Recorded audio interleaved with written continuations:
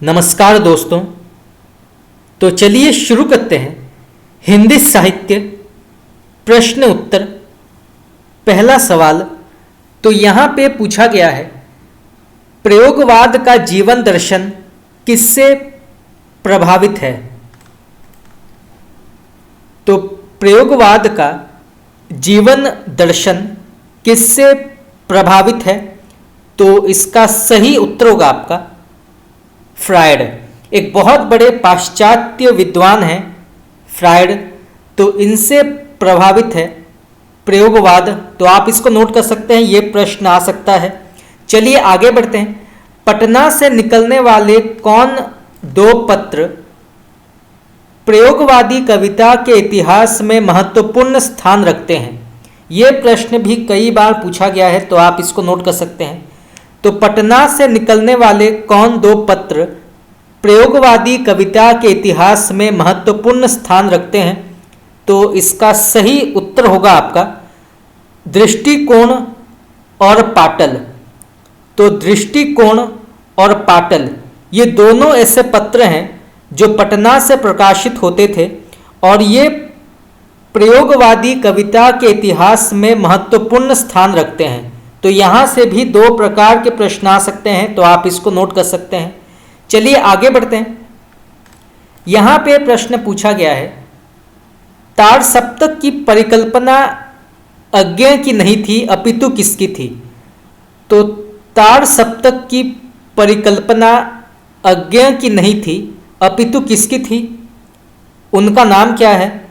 तो इसका सही उत्तर होगा आपका प्रभाकर माचवे और नेमी चंद्र जैन। तो प्रभाकर माचवे और नेमी चंद्र जैन ये तार सप्तक के परिकल्पना के अंतर्गत आते हैं, तो आप इसको नोट कर सकते हैं। ये प्रश्न भी कई बार पूछा गया है। चलिए आगे बढ़ते हैं। अस्तित्ववाद के प्रवर्तक का नाम क्या है। तो अस्तित्ववाद के प्रवर्तक का नाम क्या है, तो इसका सही उत्तर होगा आपका सार्त्र। और ये जो है फ्रांस से आते हैं। तो यहाँ से दो प्रकार के प्रश्न आ सकते हैं कि इसके प्रवर्तक का नाम क्या है, तो वो है सार्त्र। और ये जो है फ्रेंच या फ्रांस देश से आते हैं। चलिए आगे बढ़ते हैं। यहाँ पे प्रश्न पूछा गया है, यूरोपीय नवलेखन का आरंभ कब और किस संकलन से माना जाता है। तो यूरोपीय नवलेखन का आरंभ कब और किस संकलन से माना जाता है, तो इसका सही उत्तर होगा आपका 1932 में न्यू सिग्नेचर संकलन से। तो यहाँ से भी दो प्रकार के प्रश्न आ सकते हैं। सबसे पहला प्रश्न ये आ सकता है कि यूरोपीय नवलेखन का आरंभ कब हुआ था। तो ये हुआ था 1932 में। और कहाँ हुआ था, तो ये हुआ था न्यू सिग्नेचर संकलन से। तो यहाँ से जो है दो प्रकार के प्रश्न आ सकते हैं, तो आप इसको नोट कर सकते हैं। चलिए आगे बढ़ते हैं। तो यहाँ पर एक पंक्ति दिया गया है, तो बताना है इस पंक्ति के लेखक का नाम क्या है। बहुत ही प्रसिद्ध पंक्ति है, कई बार ये प्रश्न पूछा गया है। तो सबसे पहले पंक्ति पढ़ते हैं, मुझे प्रोफेसरों के बीच में छायावाद सिद्ध करना पड़ेगा। तो मुझे प्रोफेसरों के बीच में छायावाद सिद्ध करना पड़ेगा। तो इस कथन के लेखक का नाम क्या है, तो इसका सही उत्तर होगा आपका निराला। तो सूर्यकांत त्रिपाठी निराला जो हैं इस कथन के लेखक माने जाते हैं। तो आप इसको नोट कर सकते हैं, ये कथन कई बार पूछा गया है। और जो एक वाक्य पंक्ति होते हैं ये अधिकतर परीक्षाओं में पूछे जाते हैं, तो इसे जानना आवश्यक है। चलिए आगे बढ़ते हैं। तो यहाँ पर भी एक पंक्ति दी गई है, तो बताना है इस पंक्ति के लेखक का नाम क्या है। तो सबसे पहले पंक्ति पढ़ते हैं, यहाँ एक दल ऐसा है जो उच्च शिक्षित है, शायद सोशलिस्ट भी है। ये उच्च शिक्षित जन कुछ लिखते भी हैं, इसमें मुझे संशय है, शायद इसीलिए लिखने का एक नया आविष्कार इन्होंने किया। तो इस कथन के लेखक का नाम क्या है, तो फिर से पढ़ते हैं, यहाँ एक दल ऐसा है जो उच्च शिक्षित है, शायद सोशलिस्ट भी है, ये उच्च शिक्षित जन कुछ लिखते भी हैं, इसमें मुझे संशय है, शायद इसीलिए लिखने का एक नया आविष्कार इन्होंने किया।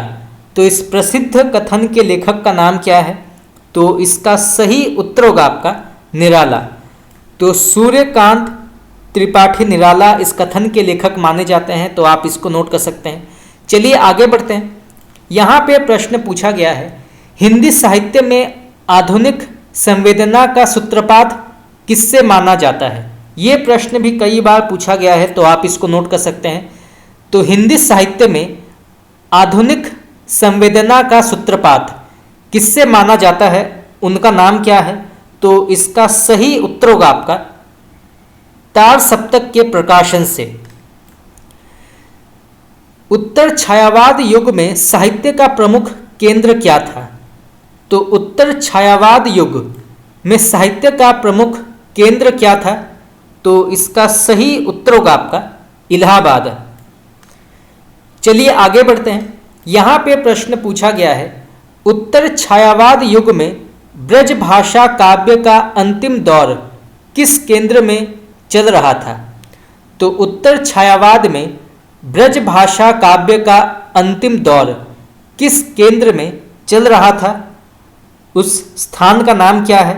तो इसका सही उत्तर होगा आपका काशी। तो ये जो है काशी से चल रहा था, तो आप इसको नोट कर सकते हैं। चलिए आगे बढ़ते हैं। कामाध्यात्मक की भावभूमि पर आधारित दिनकर की कृति का नाम क्या है? तो फिर से पढ़ते हैं। कामाध्यात्मक की भावभूमि पर आधारित दिनकर की कृति का नाम क्या है? तो इसका सही उत्तर होगा आपका उर्वशी। तो आप इसको नोट कर सकते हैं। चलिए आगे बढ़ते हैं। परिरंभ कुंभ की मदिरा निश्वास मलय के झोंके पंक्ति किसकी मानी जाती है? बहुत ही प्रसिद्ध पंक्ति है। तो परिरंभ कुंभ की मदिरा निश्वास मलय के झोंके पंक्ति किसकी मानी जाती है? इसके लेखक का नाम क्या है? तो इसका सही उत्तर होगा आपका प्रसाद। और ये जो है आंसू काव्य के अंतर्गत आता है। तो यहां से भी दो प्रकार के प्रश्न आ सकते हैं, तो आप इसको नोट कर सकते हैं। चलिए आगे बढ़ते हैं। राहों के अन्वेषी किन कवियों को कहा जाता है? यह प्रश्न भी कई बार पूछा गया है, नेट में कई बार पूछा गया है, तो आप इसको नोट कर सकते हैं। तो राहों के अन्वेषी किन कवियों को कहा जाता है? तो इसका सही उत्तर होगा आपका तार सप्तक। तो ये सभी जो हैं तार सप्तक के अंतर्गत आते हैं और इसका प्रकाशन समय माना जाता है 1943। तो 1943 के कवियों को राहों के अन्वेषी कहा जाता है, तो आप इसको नोट कर सकते हैं। चलिए आगे बढ़ते हैं। कविता में कहने की आदत नहीं, ये पंक्ति किसकी मानी जाती है? बहुत ही प्रसिद्ध पंक्ति है। तो कविता में कहने की आदत नहीं, इस पंक्ति के लेखक का नाम क्या है? तो इसका सही उत्तर होगा आपका मुक्तिबोध। तो मुक्तिबोध इस प्रसिद्ध पंक्ति के लेखक माने जाते हैं, तो आप इसको नोट कर सकते हैं। चलिए आगे बढ़ते हैं। यहां पर पंक्ति दिया गया है, एक पीली शाम पतझड़ का जरा अटका हुआ पत्ता। इस पंक्ति के लेखक का नाम क्या है? तो फिर से पढ़ते हैं। एक पीली शाम पतझड़ का जरा अटका हुआ पत्ता। तो इस पंक्ति के लेखक का नाम क्या है? तो इसका सही उत्तर होगा आपका शमशेर बहादुर सिंह। तो शमशेर बहादुर सिंह इस पंक्ति के लेखक माने जाते हैं, तो आप इसको नोट कर सकते हैं। चलिए आगे बढ़ते हैं। यहां पर पंक्ति दिया गया है, धूप चमकती है चांदी की साड़ी पहने, मैके में आई बेटी की तरह मगन है। तो धूप चमकती है चांदी की साड़ी पहने, मैके में आई बेटी की तरह मगन है। तो इस पंक्ति के लेखक का नाम क्या है? तो इसका सही उत्तर होगा आपका केदारनाथ अग्रवाल। तो आप इसको नोट कर सकते हैं। चलिए आगे बढ़ते हैं। भूल सकता है मैं नहीं, ये कुछ खुले दिन, ओठ से चूमे गए उजले धुले दिन। तो इस पंक्ति के लेखक का नाम क्या है? तो इसका सही उत्तर होगा आपका केदारनाथ अग्रवाल। तो आप इसको नोट कर सकते हैं। चलिए आगे बढ़ते हैं। मैं लड़ाई लड़ रहा हूं मोर्चे पर, शब्द के कर्मण्य कर से जोत धरती, मानवीय स्वाधीनता के बीच बोता जा रहा हूं। तो इस पंक्ति के लेखक का नाम क्या है? तो मैं लड़ाई लड़ रहा हूं मोर्चे पर, शब्द के कर्मण्य कर से जोत धरती, मानवीय स्वाधीनता के बीच बोता जा रहा हूं। तो इस पंक्ति के लेखक का नाम क्या है? तो इसका सही उत्तर होगा आपका केदारनाथ अग्रवाल। तो आप इसको नोट कर सकते हैं, यहां से भी प्रश्न आ सकता है। चलिए आगे बढ़ते हैं। तो यहां पर एक पंक्ति दिया गया है, तो बताना है इस पंक्ति के लेखक का नाम क्या है। तो सबसे पहले पंक्ति पढ़ते हैं। केदार गहरी जीवन आस्था का कवि है, मैं समझता हूं यही उसके व्यक्तित्व का बीज गुण है, उसके काव्य उन्मेष का बीज मंत्र और उसकी काव्य उपलब्धि का सार मर्म। केदारनाथ अग्रवाल के संदर्भ में यह कथन किसका माना जाता है? तो फिर से पढ़ते हैं। केदार गहरी जीवन आस्था का कवि है, मैं समझता हूं यही उसके व्यक्तित्व का बीज गुण है, उसके काव्य उन्मेष का बीज मंत्र और उसकी काव्य उपलब्धि का सार मर्म। केदारनाथ अग्रवाल के संदर्भ में यह कथन किसका माना जाता है? तो इसके लेखक का नाम क्या है? तो इसका सही उत्तर होगा आपका अमृत राय। तो अमृत राय इस कथन के लेखक माने जाते हैं। तो आप इसको नोट कर सकते हैं। चलिए आगे बढ़ते हैं। मैं तुमसे बात किया करता हूं और यही मेरी कविता है। तो इस पंक्ति के लेखक का नाम क्या है? तो मैं तुमसे बात किया करता हूं और यही मेरी कविता है। तो इस प्रसिद्ध पंक्ति के लेखक का नाम क्या है? तो इसका सही उत्तर होगा आपका त्रिलोचन। गद्य कविता के पहले लेखक माने जाते हैं, इस पंक्ति के लेखक का नाम क्या है? तो गद्य कविता के पहले लेखक माने जाते हैं। तो इस पंक्ति के लेखक का नाम है त्रिलोचन। चलिए आगे बढ़ते हैं। तो यहाँ पर फिर से एक पंक्ति दी गई है, बहुत ही प्रसिद्ध पंक्ति है। तो बताना है इस पंक्ति के लेखक का नाम क्या है और ये पंक्ति जो है किस काव्य के अंतर्गत आती है। तो सबसे पहले पंक्ति पढ़ते हैं।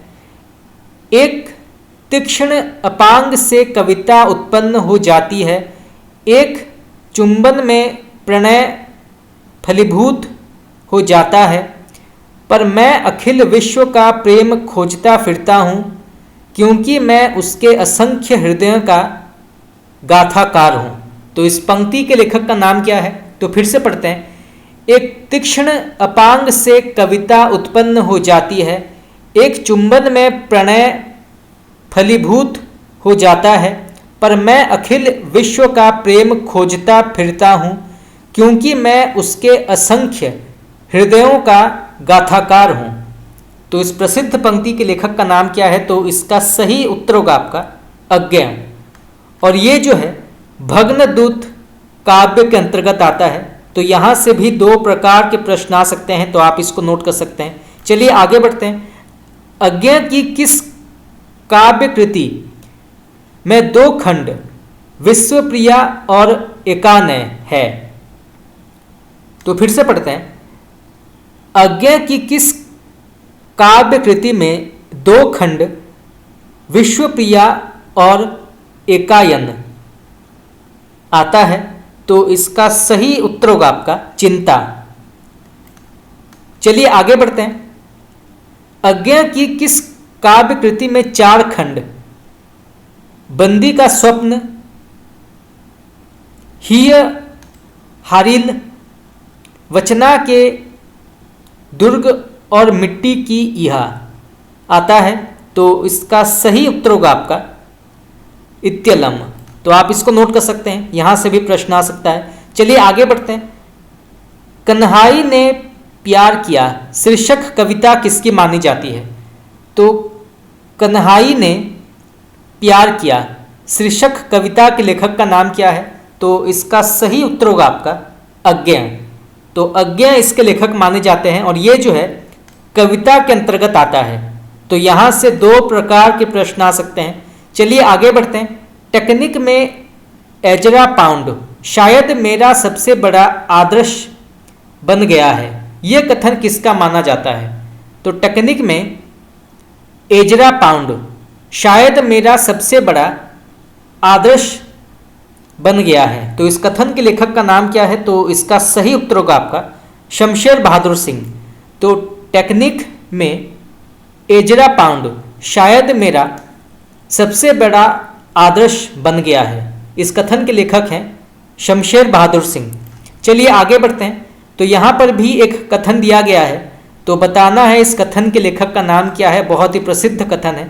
तो सबसे पहले कथन पढ़ते हैं।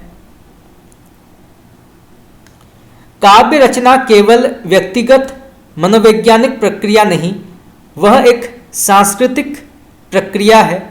उनमें जो सांस्कृतिक मूल्य परिलक्षित होते हैं वे व्यक्ति की देन नहीं, समाज की या वर्ग की देन है। तो इस कथन के लेखक का नाम क्या है? बहुत ही प्रसिद्ध कथन है। तो फिर से पढ़ते हैं।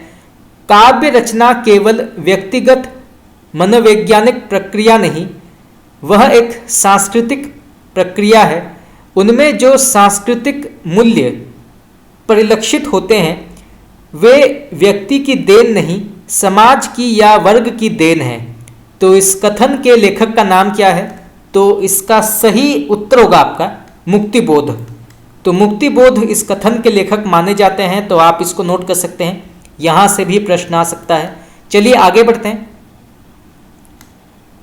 यह कविता देश की आधुनिक जन इतिहास का स्वतंत्रता पूर्व और पश्चात का एक दहकता दस्तावेज है।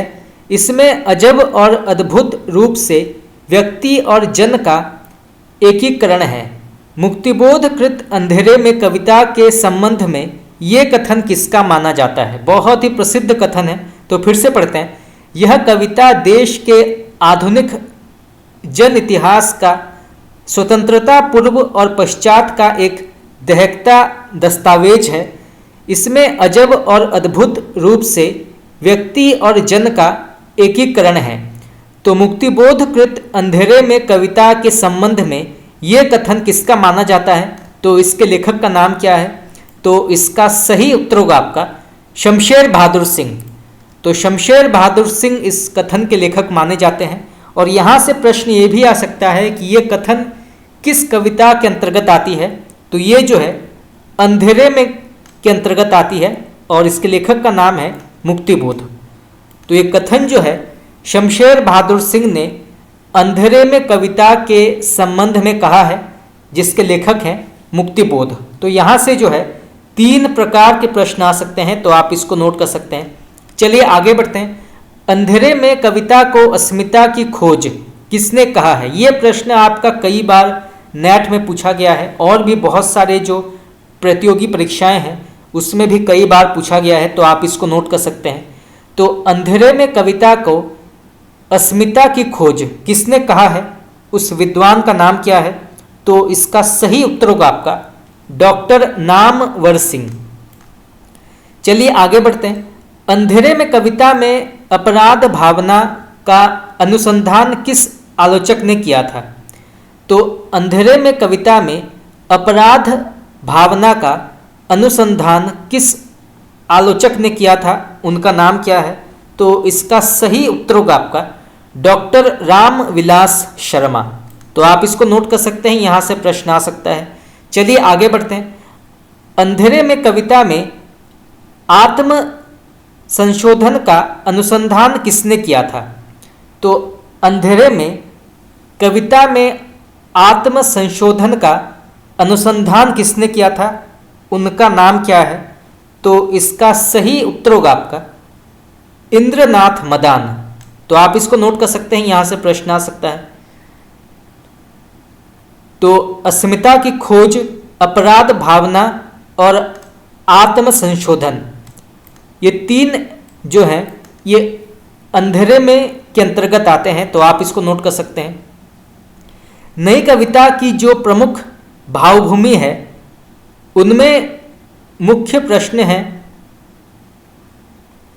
सर्वांगीण मानवीय विघटन का मुकाबला करने का।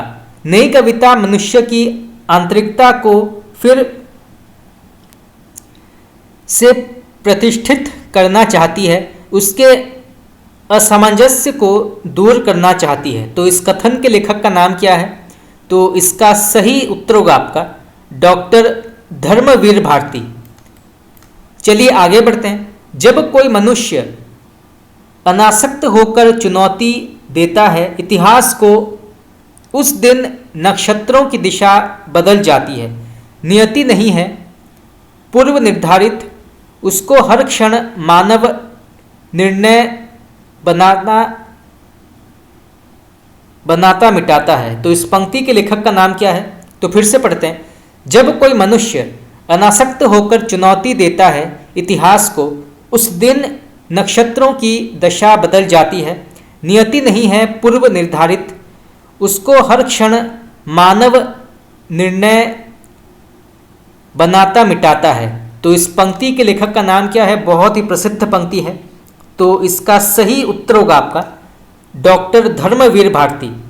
और ये पंक्ति जो है ये अंधा युग कविता के अंतर्गत आती है, तो आप इसको नोट कर सकते हैं। यहाँ से भी 2 प्रकार के प्रश्न आ सकते हैं। चलिए आगे बढ़ते हैं। साम्यवाद को गॉड दैट फेल्ड किसने कहा है? तो साम्यवाद को गॉड दैट फेल्ड किसने कहा है? तो इसका सही उत्तर होगा आपका स्पेंडर ने। चलिए आगे बढ़ते हैं। यहाँ पर भी एक पंक्ति दिया गया है, तो बताना है इस पंक्ति के लेखक का नाम क्या है।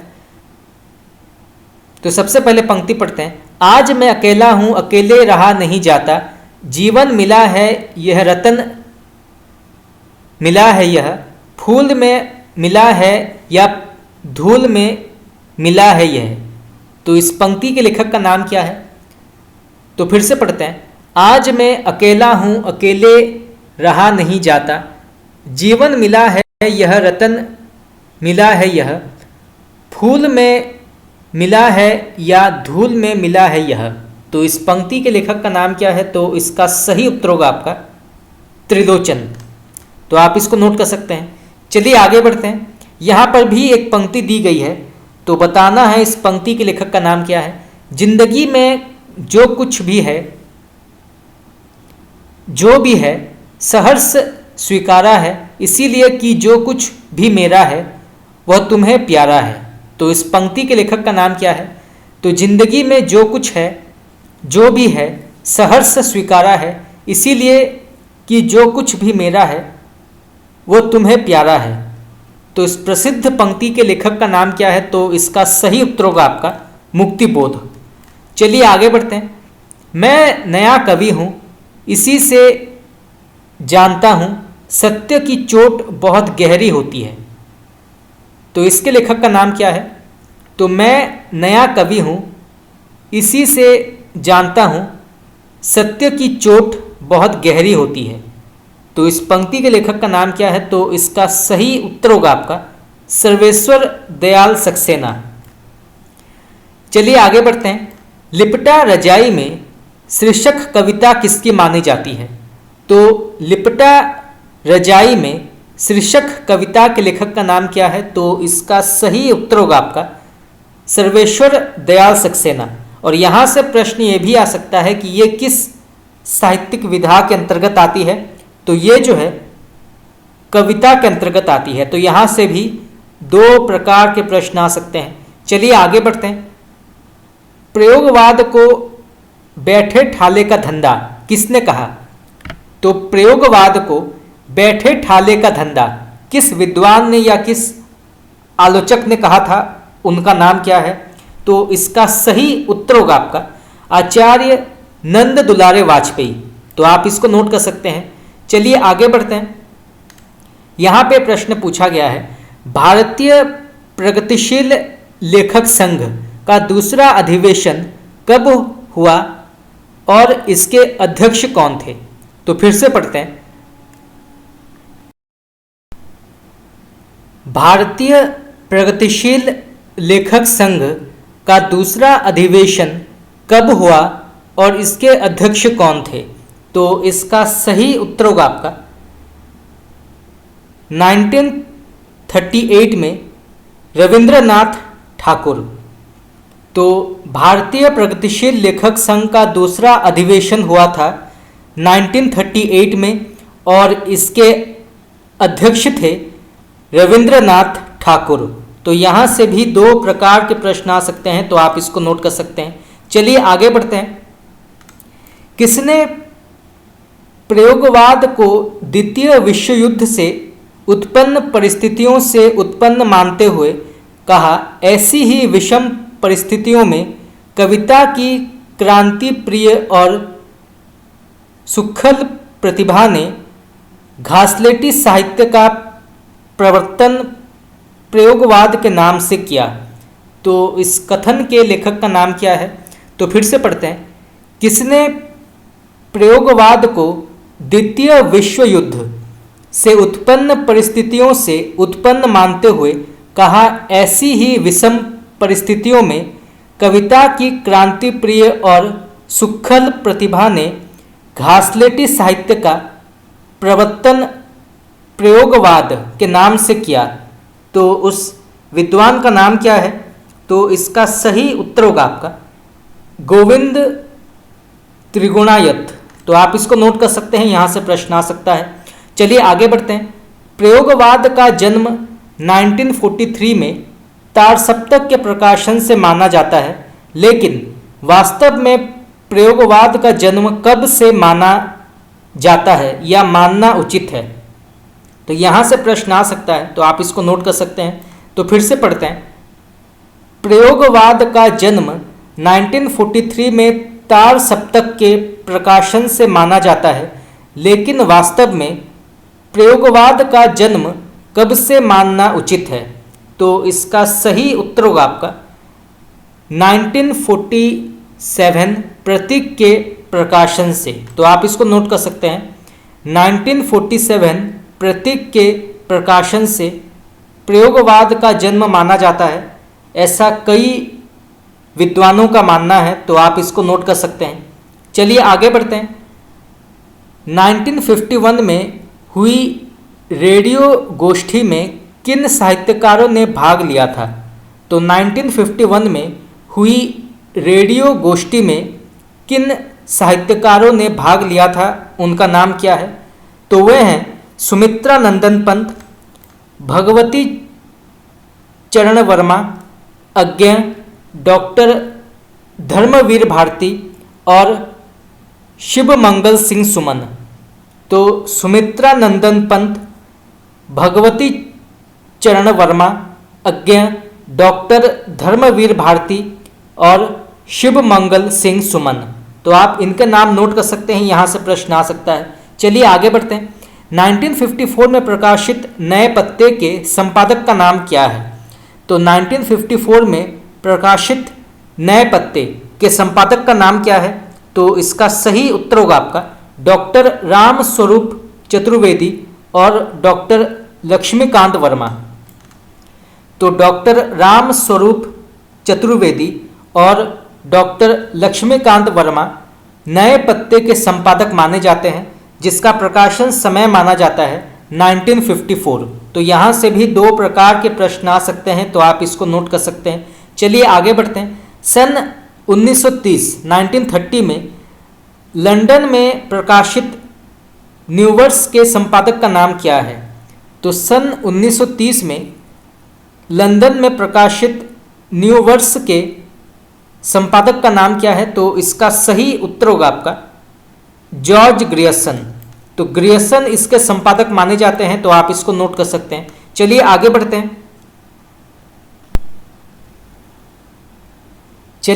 बढ़ते हैं। यहाँ पे प्रश्न पूछा गया है, ब्रज भाषा गद्य में रचित ग्रंथ श्रृंगार रस मंडन के लेखक का नाम क्या है? तो ब्रज भाषा गद्य में रचित ग्रंथ श्रृंगार रस मंडन के रचयिता का नाम क्या है? तो इसका सही उत्तर होगा आपका विट्ठलनाथ। तो विट्ठलनाथ श्रृंगार रस मंडन के लेखक माने जाते हैं, जो ब्रज भाषा में लिखा गया था, और ये जो है गद्य के अंतर्गत आता है। तो यहाँ से जो है 2 से 3 प्रकार के प्रश्न आ सकते हैं, तो आप इसको नोट कर सकते हैं।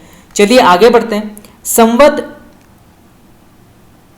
1660 के आसपास ब्रज भाषा में अष्टयाम नामक पुस्तक, जिसमें भगवान राम की दिनचर्या का वर्णन है, इसके लेखक का नाम क्या है? ये प्रश्न भी कई बार पूछा गया है, तो आप इसको नोट कर सकते हैं।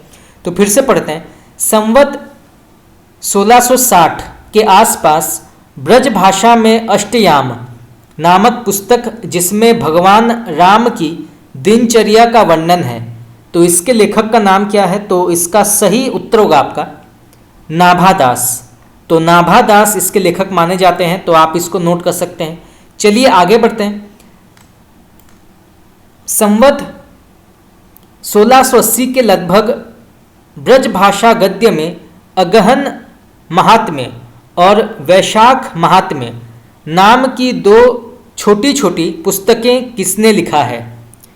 तो संवत 1680 के लगभग ब्रज भाषा गद्य में अगहन महात्म्य और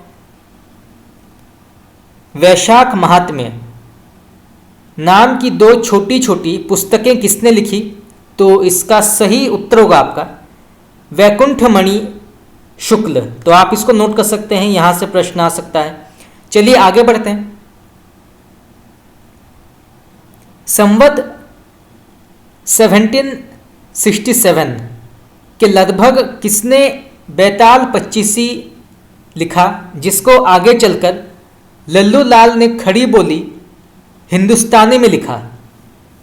तो इसके लेखक का नाम क्या है? बैताल पच्चीसी का। तो फिर से पढ़ते हैं। संवत 1767 के लगभग किसने बैताल पच्चीसी लिखा, जिसको आगे चलकर लल्लू लाल ने खड़ी बोली हिंदुस्तानी में लिखा? तो उस लेखक का नाम क्या है? तो इसका सही उत्तर होगा आपका सुरति मिश्र। तो सुरति मिश्र इसके लेखक माने जाते हैं, तो आप इसको नोट कर सकते हैं। चलिए आगे बढ़ते हैं। संवत 1852 में आईने अकबरी की भाषा वचनिका नामक पुस्तक किसने लिखा? तो संवत 1852 में आईने अकबरी की भाषा वचनिका नामक पुस्तक किसने लिखा? उनका नाम क्या है? तो इसका सही उत्तर होगा आपका लाला हीरालाल। तो लाला हीरालाल इसके लेखक माने जाते हैं, तो आप इसको नोट कर सकते हैं। चलिए आगे बढ़ते हैं। खड़ी बोली में रचित चंद छंद वर्णन की महिमा नामक गद्य पुस्तक के लेखक का नाम क्या है? बहुत ही प्रसिद्ध पुस्तक है, कई बार ये प्रश्न पूछा गया है कि चंद छंद वर्णन की महिमा, इसके लेखक का नाम क्या है? तो इसका सही उत्तर होगा आपका गंग कवि, और ये जो है खड़ी बोली में लिखा गया था। तो यहाँ से 2 प्रकार के प्रश्न आ सकते हैं कि चंद छंद वर्णन की महिमा ये किस भाषा में लिखा गया था? तो ये लिखा गया था खड़ी बोली में। इसके लेखक का नाम क्या है? तो इसके लेखक हैं गंग कवि, और ये किस विधा में लिखा गया था? तो ये जो है गद्य में लिखा गया था। तो यहाँ से 3 प्रकार के प्रश्न आ सकते हैं। इसके लेखक का नाम क्या है? गंग कवि, ये खड़ी बोली में लिखा गया था, और ये जो है गद्य के अंतर्गत आता है। चलिए आगे बढ़ते हैं। आचार्य रामचंद्र शुक्ल ने खड़ी बोली गद्य की प्रथम पुस्तक तथा प्रथम प्रौढ़ गद्य लेखक किसे माना है? तो आचार्य रामचंद्र शुक्ल ने खड़ी बोली गद्य की प्रथम पुस्तक तथा प्रथम प्रौढ़ गद्य लेखक किसे माना है? उनका नाम क्या है? तो इसका सही उत्तर होगा आपका राम प्रसाद निरंजनी और भाषा योग वशिष्ठ। तो यहाँ से जो है 2 प्रकार के प्रश्न आ सकते हैं कि आचार्य रामचंद्र शुक्ल ने खड़ी बोली गद्य की प्रथम पुस्तक किसे मानी है? तो वो है भाषा योग वशिष्ठ, और इसके लेखक का नाम क्या है? तो इसके लेखक हैं राम प्रसाद निरंजनी। तो आप इसको नोट कर सकते हैं, यहां से प्रश्न आ सकता है। चलिए आगे बढ़ते हैं। यहां पे प्रश्न पूछा गया है, संवत 1818 में हरिशणाचार्य कृत जैन पद्म पुराण का खड़ी बोली में भाषानुवाद किसने किया था? तो संवत 1818 में हरिशणाचार्य कृत जैन पद्म पुराण का खड़ी बोली में भाषानुवाद किसने किया था, उनका नाम क्या है? तो इसका सही उत्तर होगा आपका पंडित दौलत राम। तो आप इसको नोट कर सकते हैं, पंडित दौलत राम। चलिए आगे बढ़ते हैं। सन 1800 में कलकत्ता में फोर्ट विलियम कॉलेज की स्थापना किसने की थी? ये प्रश्न भी कई बार पूछा गया है, तो आप इसको नोट कर सकते हैं। तो सन 1800 में कलकत्ता में फोर्ट विलियम कॉलेज की स्थापना किसने की थी, उनका नाम क्या है? तो इसका सही उत्तर होगा आपका वेलेजली। और ये भी जानना आवश्यक है कि फोर्ट विलियम कॉलेज ने एक बहुत ही महत्वपूर्ण योगदान दिया था खड़ी बोली और हिंदी के प्रचार प्रसार के लिए। तो यहाँ से प्रश्न कई बार पूछा जाता है कि किस अनुष्ठान ने खड़ी बोली और हिंदी के प्रचार प्रसार का एक बहुत ही महत्वपूर्ण योगदान दिया था, तो वो है फोर्ट विलियम कॉलेज। तो आप इसको नोट कर सकते हैं। चलिए आगे बढ़ते हैं। हिंदी गद्य का प्राचीनतम रूप क्या है? तो हिंदी गद्य का प्राचीनतम रूप क्या है? तो इसका सही उत्तर होगा आपका राजस्थानी गद्य। तो आप इसको नोट कर सकते हैं। राजस्थानी गद्य का सूत्रपात कब से माना जाता है? यह प्रश्न भी कई बार पूछा गया है, तो आप इसको नोट कर सकते हैं। तो राजस्थानी गद्य का सूत्रपात कब से माना जाता है? तो इसका सही उत्तर होगा आपका 10वीं शताब्दी के आसपास। तो राजस्थानी गद्य का सूत्रपात माना जाता है 10वीं शताब्दी के आसपास। तो आप इसको नोट कर सकते हैं, यहाँ से प्रश्न आ सकता है। चलिए आगे बढ़ते हैं। आचार्य रामचंद्र शुक्ल ने ब्रज भाषा गद्य का सूत्रपात कब से माना है? तो आचार्य रामचंद्र शुक्ल ने ब्रज भाषा गद्य का सूत्रपात कब से माना है? तो इसका सही उत्तर होगा आपका संवत 1400 के आसपास। तो संवत 1400 के आसपास आचार्य रामचंद्र शुक्ल ने ब्रज भाषा गद्य का सूत्रपात माना है। तो यहाँ से प्रश्न आ सकता है। चलिए आगे बढ़ते हैं। खड़ी बोली गद्य की परंपरा कब से मानी जाती है? तो खड़ी बोली गद्य की परंपरा कब से मानी जाती है? तो इसका सही उत्तर होगा आपका पटियाला के राम प्रसाद निरंजनी कृत भाषा योग वशिष्ठ। तो पटियाला के राम प्रसाद निरंजनी कृत भाषा योग वशिष्ठ से खड़ी बोली गद्य की परंपरा मानी जाती है। तो आप इसको नोट कर सकते हैं। और इसका समय माना जाता है 1741। तो इसका समय जो है 1741 माना गया है। तो आप इसको नोट कर सकते हैं। चलिए आगे बढ़ते हैं। संवत 835 ईस्वी में लिखी गई कुवलय माला कथा के लेखक का नाम क्या है? तो संवत 835 में लिखी गई कुवलय माला कथा के लेखक का नाम क्या है? तो इसके लेखक हैं उद्यतन सूरी। तो आप इसको नोट कर सकते हैं। ये प्रश्न भी कई बार पूछा गया है। चलिए आगे बढ़ते हैं। सन 1847 में राजस्थानी गद्य में पंचाख्यान किसने लिखा? तो सन 1847 में राजस्थानी गद्य में पंचाख्यान किसने लिखा, उनका नाम क्या है? तो इसका सही उत्तर होगा आपका फतेह राम बैरागी। चलिए आगे बढ़ते हैं। आचार्य रामचंद्र शुक्ल के अनुसार ब्रज भाषा गद्य का सबसे पहला प्रयोग किसने किया था? तो आचार्य रामचंद्र शुक्ल के अनुसार ब्रज भाषा गद्य का सबसे पहला प्रयोग किसने किया था, उनका नाम क्या है? तो इसका सही उत्तर होगा आपका गोरखपंथी योगियों ने किया था संवत 1400 के आसपास। तो गोरखपंथी योगियों ने संवत 1400 के आसपास ब्रज भाषा गद्य का सबसे पहला प्रयोग किया था। तो आप इसको नोट कर सकते हैं, यहाँ से प्रश्न आ सकता है। चलिए आगे बढ़ते हैं। पृथ्वीराज रासो के वचनिका शीर्षक के अंतर्गत उपलब्ध गद्य को ब्रज भाषा का प्राचीनतम रूप किसने माना है? तो फिर से पढ़ते हैं। पृथ्वीराज रासो के वचनिका शीर्षक के अंतर्गत उपलब्ध गद्य को ब्रज भाषा का प्राचीनतम रूप किसने माना है, उनका नाम क्या है?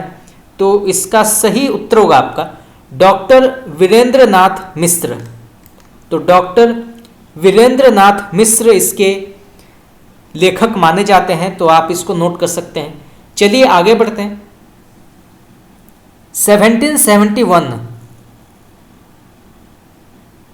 1779 ईस्वी में ब्रज भाषा गद्य में सेवक चरित्र किसने लिखा? तो 1779 में ब्रज भाषा गद्य में सेवक चरित्र किसने लिखा, उनका नाम क्या है? तो इसका सही उत्तर होगा आपका प्रियादास। चलिए आगे बढ़ते हैं। 1828 में ब्रज भाषा गद्य में सोमवंशन की वंशावली किसने लिखा? तो 1828 में ब्रज भाषा गद्य में सोमवंशन की वंशावली किसने लिखा, उनका नाम क्या है? तो इसका सही उत्तर होगा आपका माणिक लाल ओझा। तो माणिक लाल ओझा ने सोमवंशन की वंशावली लिखा 1828 में ब्रज भाषा में। तो यहाँ से जो है 3 प्रकार के प्रश्न आ सकते हैं। तो आप इसको नोट कर सकते हैं। चलिए आगे बढ़ते हैं। यहाँ पे प्रश्न पूछा गया है ब्रज भाषा गद्य में राजनीति और माधव विलास, इसके लेखक का नाम क्या है? तो ब्रज भाषा गद्य में राजनीति और माधव विलास, तो इसके लेखक का नाम क्या है? तो इसका सही उत्तर होगा आपका लल्लू लाल। तो लल्लू लाल इसके लेखक माने जाते हैं। तो राजनीति जो है ये प्रकाशित हुई थी 1802 में और माधव विलास ये प्रकाशित हुई थी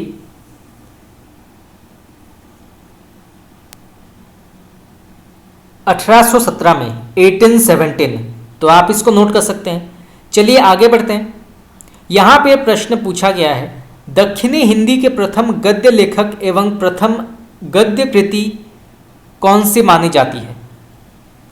तो इसका सही उत्तर होगा आपका, तो सबसे पहले दक्षिणी हिंदी के प्रथम गद्य लेखक माने जाते हैं ख्वाजा बंदा नवाज गेसुदराज, और उनकी जो प्रथम गद्य कृति है वो मानी जाती है मेराजुल आशकिन। तो यहाँ से 2 प्रकार के प्रश्न आ सकते हैं कि दक्षिणी हिंदी के प्रथम गद्य लेखक का नाम क्या है? तो वो है ख्वाजा बंदा नवाज गेसुदराज, और उनके प्रथम कृति का नाम क्या है? तो वो है मेराजुल आशकिन। तो आप इसको नोट कर सकते हैं। इनका समय माना जाता है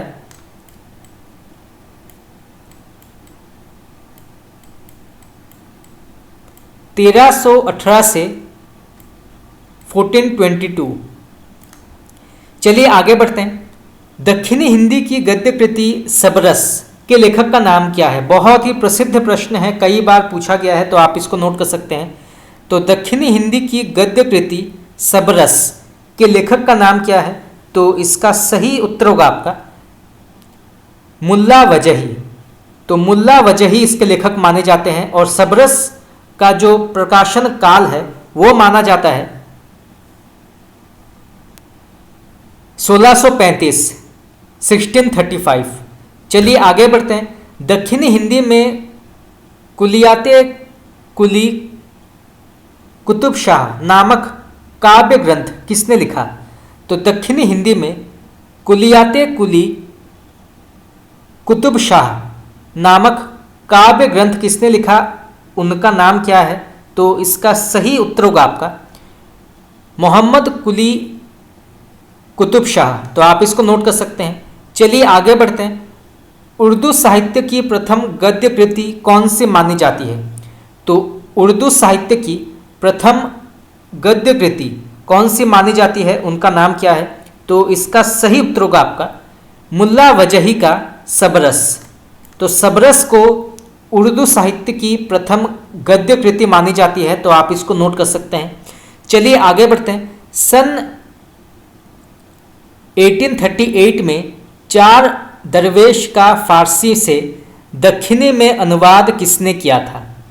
तो सन 1838 में चार दरवेश का फारसी से दक्षिणी में अनुवाद किसने किया था?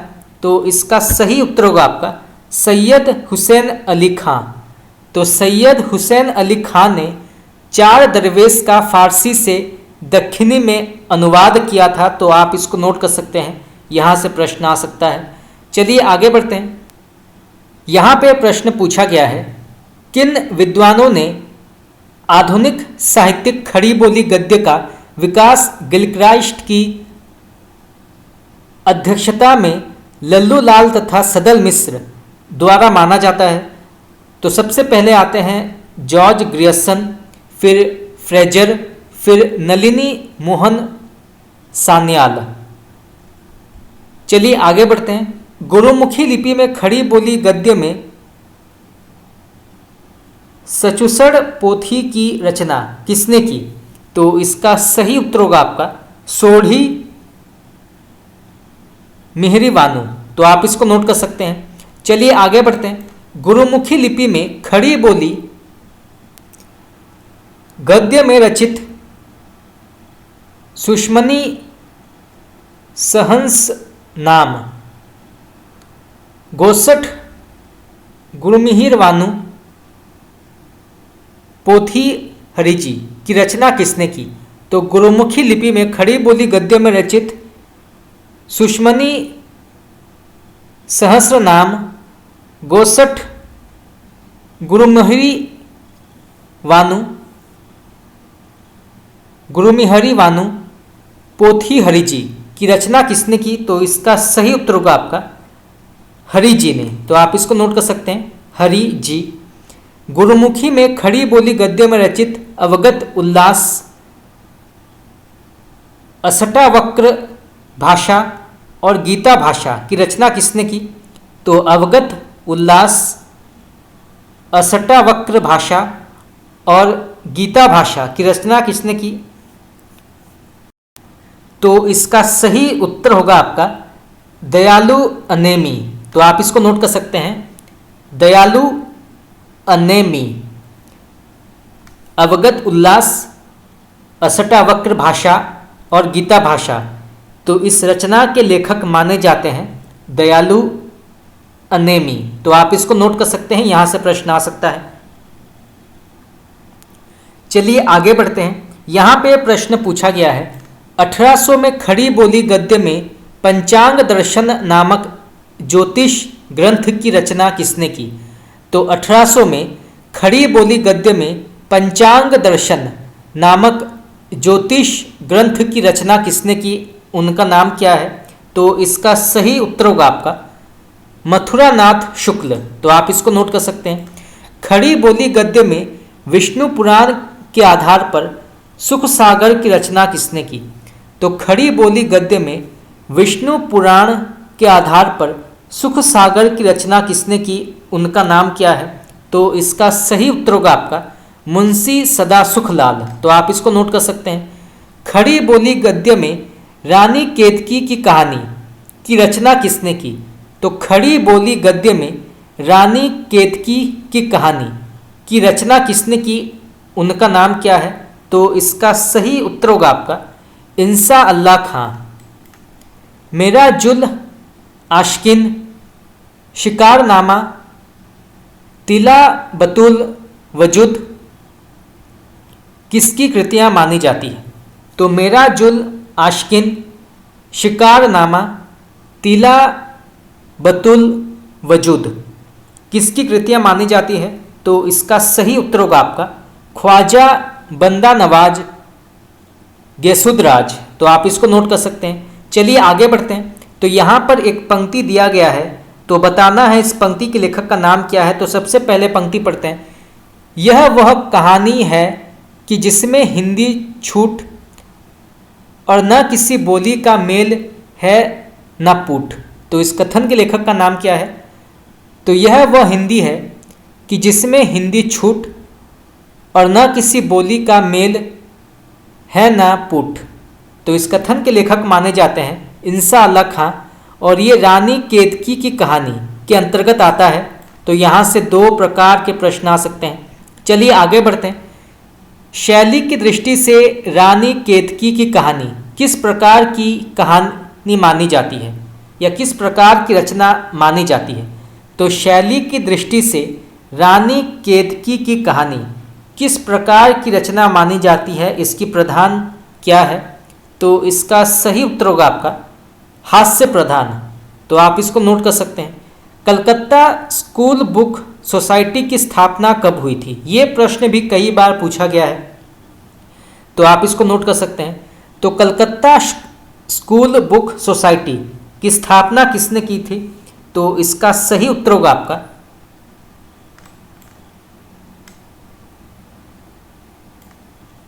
1817।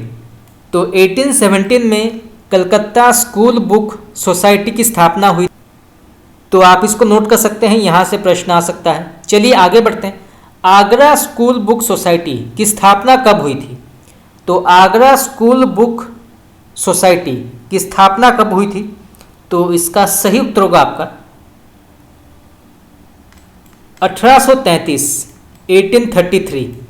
तो आप इसको नोट कर सकते हैं। सबसे पहले कलकत्ता स्कूल बुक सोसाइटी इसकी स्थापना हुई थी 1817, 1817, और आगरा स्कूल बुक सोसाइटी इसकी स्थापना हुई थी 1833, 1833। चलिए आगे बढ़ते हैं। फोर्ट विलियम कॉलेज में डॉक्टर जॉन बॉर्थविक गिलक्राइस्ट किस पद पर कार्यरत थे? तो फोर्ट विलियम कॉलेज में गिलक्राइस्ट किस पद पर कार्यरत थे? तो इसका सही उत्तर होगा आपका हिंदुस्तानी भाषा हिंदी उर्दू के अध्यापक पद पर। तो गिलक्राइस्ट जो थे वो हिंदुस्तानी भाषा के अध्यापक पद पर नियुक्त थे या कार्यरत थे। तो आप इसको नोट कर सकते हैं। चलिए आगे बढ़ते हैं। A dictionary of English and Hindustani तथा a grammar of the Hindustani language किसकी कृतियाँ मानी जाती हैं? तो फिर से पढ़ते हैं। A dictionary of English and Hindustani तथा a grammar of the Hindustani language किसकी कृतियाँ मानी जाती है? तो इसका सही उत्तर होगा आपका गिलक्राइस्ट। तो आप इसको नोट कर सकते हैं, यहाँ से प्रश्न आ सकता है। चलिए आगे बढ़ते हैं। गिलक्राइस्ट ने खड़ी बोली की कितनी शैलियाँ मानी हैं? तो गिलक्राइस्ट ने खड़ी बोली की कितनी शैलियाँ मानी हैं? तो इसका सही उत्तर होगा आपका 3। तो गिलक्राइस्ट ने खड़ी बोली की 3 शैलियाँ मानी हैं। सबसे पहले दरबारी शैली, फिर हिंदुस्तानी शैली और फिर हिंदवी शैली। तो आप इसको नोट कर सकते हैं, यहाँ से प्रश्न आ सकता है।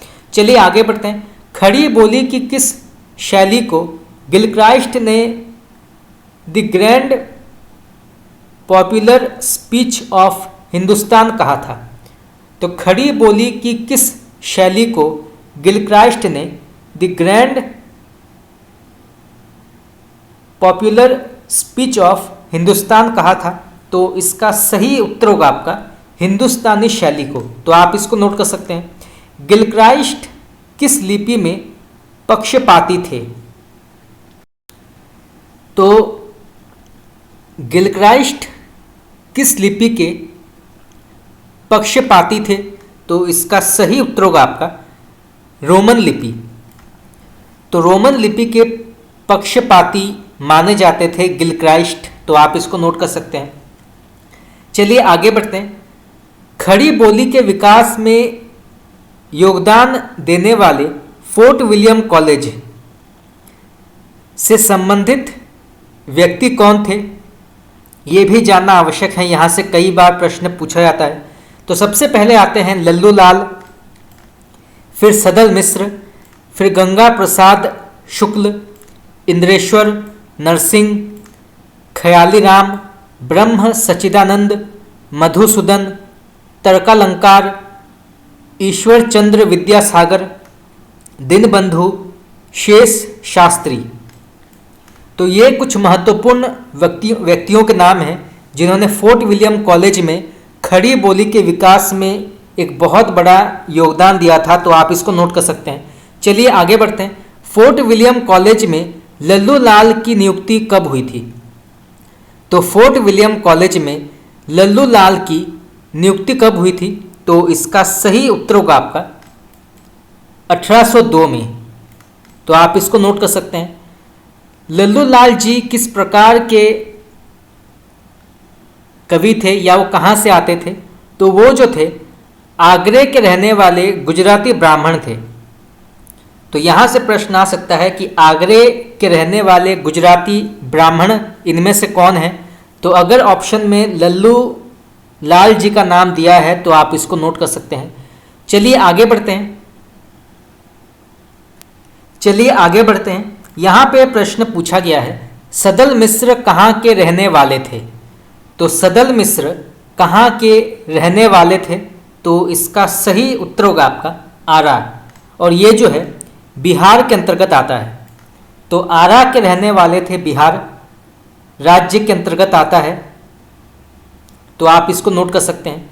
चलिए आगे बढ़ते हैं। सन 1809 में बाइबल का हिंदी और उर्दू में अनुवाद किसने किया था? तो सन 1809 में बाइबल का हिंदी और उर्दू में अनुवाद किसने किया था? उनका नाम क्या है? तो इसका सही उत्तर होगा आपका हेनरी मार्टिन। तो हेनरी मार्टिन ने ये किया था। तो आप इसको नोट कर सकते हैं। हेनरी मार्टिन ने ये किया था। चलिए आगे बढ़ते हैं। स्वामी दयानंद सरस्वती ने सत्यार्थ प्रकाश की रचना किस भाषा में की थी? तो स्वामी दयानंद सरस्वती ने सत्यार्थ प्रकाश की रचना जो है किस भाषा में की थी? तो इसका सही उत्तर होगा आपका हिंदी गद्य में। तो आप इसको नोट कर सकते हैं, हिंदी गद्य। सन 1900 में कचहरियों में नागरी लिपि की पुनः प्रतिष्ठा किसके अथक प्रयास से हुआ था? तो सन 1900 में कचहरियों में नागरी लिपि की पुनः प्रतिष्ठा किसके अथक प्रयास से हुआ था? तो इसका सही उत्तर होगा आपका पंडित मदन मोहन मालवीय। तो पंडित मदन मोहन मालवीय के अथक प्रयास से सन 1900 में कचहरियों में नागरी लिपि की पुनः प्रतिष्ठा हुई थी। तो आप इसको नोट कर सकते हैं, यहाँ से प्रश्न आ सकता है। चलिए आगे बढ़ते हैं। सन 1826 में कलकत्ता से प्रकाशित हिंदी का पहला समाचार पत्र उदंत मार्तंड के संपादक का नाम क्या है? तो सन 1826 में कलकत्ता से प्रकाशित हिंदी का पहला समाचार पत्र उदंत मार्तंड के संपादक का नाम क्या है? तो इसका सही उत्तर होगा आपका पंडित जुगल किशोर। हिंदी के अतिरिक्त बंगला, अंग्रेजी, फारसी में प्रकाशित होने वाला समाचार पत्र बंगदूत कब प्रकाशित हुआ था? तो हिंदी के अतिरिक्त बंगला, अंग्रेजी, फारसी में प्रकाशित होने वाला समाचार पत्र बंगदूत कब प्रकाशित हुआ था? तो इसका सही उत्तर होगा आपका 1829 में, 1829। तो आप इसको नोट कर सकते हैं, यहाँ से प्रश्न आ सकता है। चलिए आगे बढ़ते हैं। बनारस से राजा शिव प्रसाद सितारे हिंद की प्रेरणा से बनारस अखबार कब प्रकाशित हुई थी? तो बनारस से राजा शिव प्रसाद सितारे हिंद की प्रेरणा से बनारस अखबार कब प्रकाशित हुई थी? तो इसका सही उत्तर होगा आपका 1844। तो आप इसको नोट कर सकते हैं। 1850 में बनारस अखबार के विरोध में बनारस से किसके संपादन में सुधाकर नामक समाचार पत्र प्रकाशित हुआ था?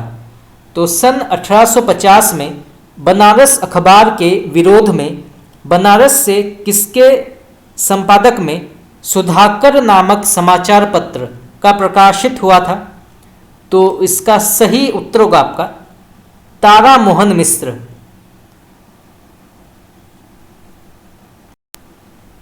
तो आप इसको नोट कर सकते हैं। और यहाँ से प्रश्न ये भी आ सकता है कि सुधाकर जो है ये कब प्रकाशित हुआ था?